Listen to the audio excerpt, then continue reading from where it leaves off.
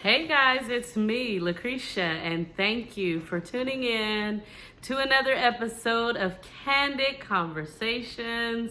It seems like it's been forever. I said to myself, I really need to have a candid conversation with the people. I've been extremely busy preparing for teaching for work, so there lies the delay. So let's talk. Today, I don't have a specific scripture for you, but we're going to have a conversation coming out of the book of John chapter 9. And John chapter 9, there's a recorded miracle. In fact, the only recorded miracle where someone was born blind. A man was born blind. And Jesus healed the man who was born blind. And this candid conversation is about religion.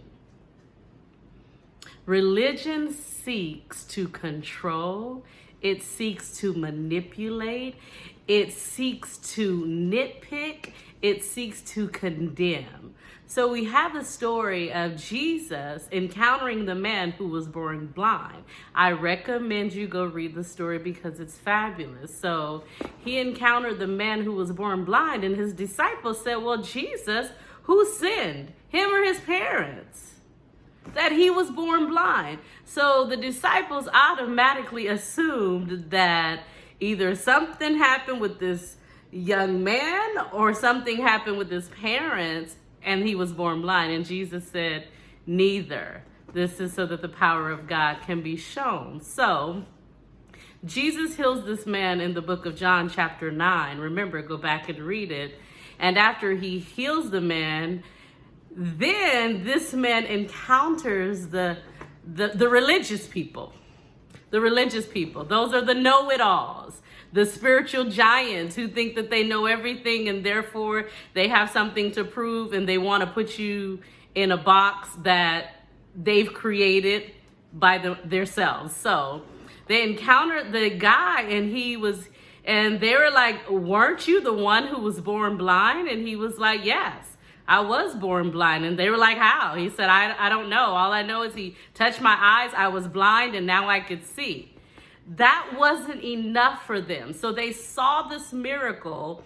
They recognized that, yes, he was born blind and now he could see, but that just wasn't enough for them. They even went and asked this young man's parents about his condition, knowing that he was born blind.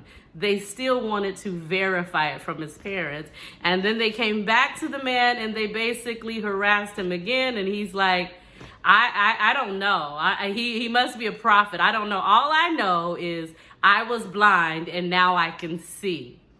And he finally got fed up with them and said, well, did you want to be his disciples too? And the religious fanatics, they were hot, because that's what happens when you challenge someone with their religious notions. They will be extremely defensive and irritated.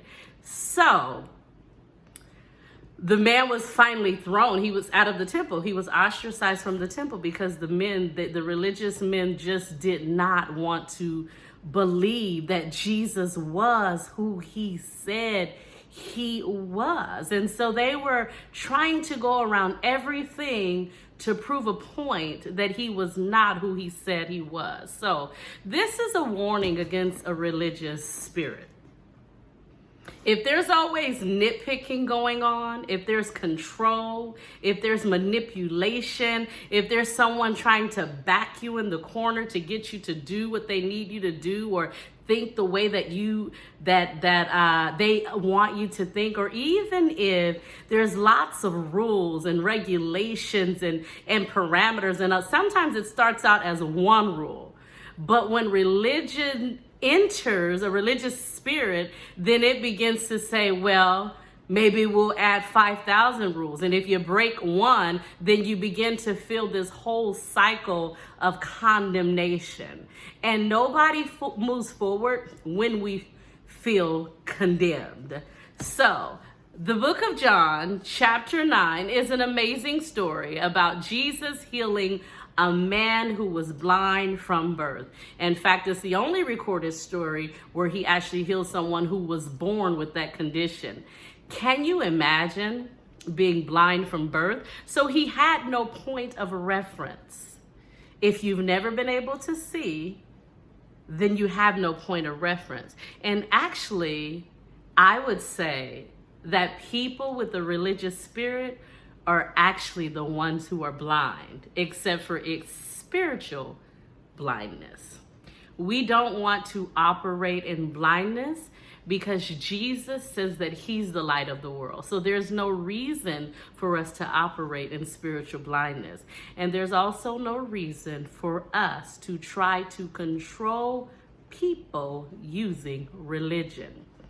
This is Lucretia with another Candid Conversation, and I just wanted to come to you and say hello. Thank you very much for watching, tuning in, and subscribing, and I will see you next time. Bye-bye.